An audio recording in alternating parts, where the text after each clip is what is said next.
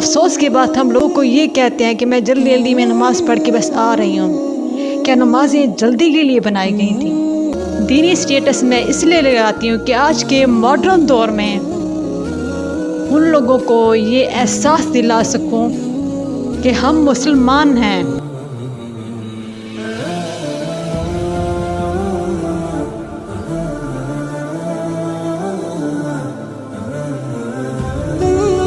بسم اللہ الرحمن الرحیم، الحمدللہ رب العالمین۔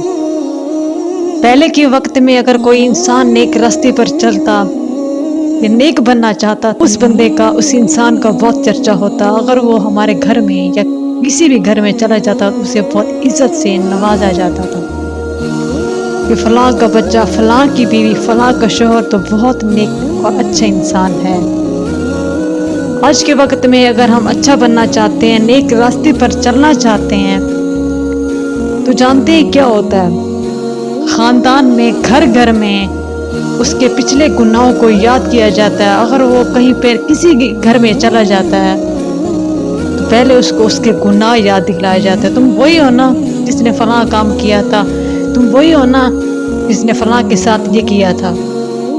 کہتے ہیں اللہ معاف کر دیتا ہے مگر انسان کبھی بھی معاف نہیں کرتے۔ اگر کوئی نیک راستے پر چلنا چاہتا ہے تو ہمیں اپریشیٹ کرنا چاہیے۔ ہم میں سے اگر کوئی دینی سٹیٹس لگاتا ہے تو آپ جانتے ہیں لوگ کیا کہتے ہیں؟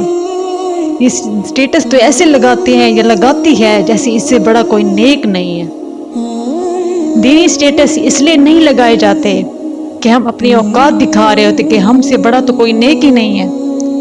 میں یا اس کے علاوہ اور بھی کوئی لوگ، میں اپنے بارے میں کہوں گی، میں دوسروں کا نہیں کہوں گی۔ دینی سٹیٹس میں اس لیے لگاتی ہوں کہ آج کے ماڈرن دور میں ان لوگوں کو یہ احساس دلا سکوں کہ ہم مسلمان ہیں۔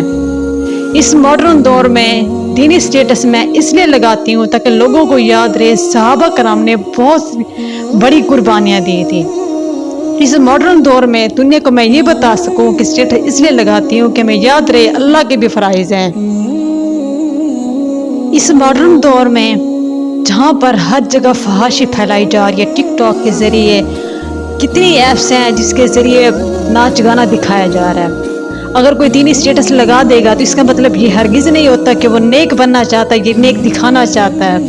آپ کو یہ یاد دلانا چاہتا ہے کہ ہم مسلمان ہیں، ہمارے اوپر کوئی فرائض ہیں، ہم اللہ کے یہاں بندے بن کر اس لیے آئے ہیں کہ ہمارے اوپر کوئی کام اللہ نے فرض کیے ہیں۔ افسوس کی بات ہم لوگوں کو یہ کہتے ہیں کہ میں جلدی جلدی میں نماز پڑھ کے بس آ رہی ہوں۔ کیا نمازیں جلدی کے لیے بنائی گئی تھیں؟ ہم آج فرض بھی صرف یہ سوچ کر ادا کرتے ہیں کہ ہمیں اس کا کوئی فائدہ ہوگا۔ افسوس کے ساتھ نمازوں کو بھی قیمت ادا کی جا رہی ہے کہ نمازیں پڑھیں گے۔ میں نے کچھ لوگوں کو کہا نا کہ آپ کے گھر میں جادو ہو رہا ہے، تب ان لوگوں نے نمازیں پڑھنا شروع کی۔ نماز کا مقصد بھی وہ کہتے ہیں نا کہ بغیر مقصد کے، بغیر مطلب کے کوئی انسان کسی کو یاد نہیں کرتا۔ اس لیے ہم نے اللہ کے فرائض کو بھی اپنے مطلب کے لیے استعمال کرنا شروع کر دیا ہے۔